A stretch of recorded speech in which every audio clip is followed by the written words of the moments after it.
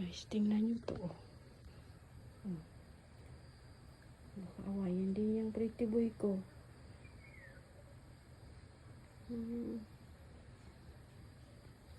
Kasi nakidayo lang siya sa amin. Mga away. Gutom siya. Ayan tuloy sila, oh. Takot. Di ba kinalmot ka kanina? Ikaw din kinalmot. Ikaw pinalmot din. Guys, takot sila. Yan si pretty boy, hindi pa yun inaaway noon.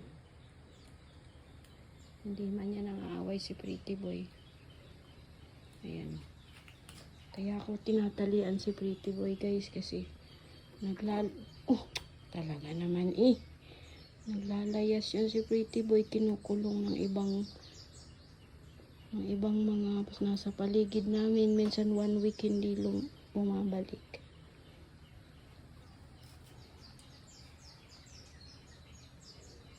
Oo man yan. Matapang. Yan. Pupunta siya dito, pinakakain ko yan. Bibihira lang.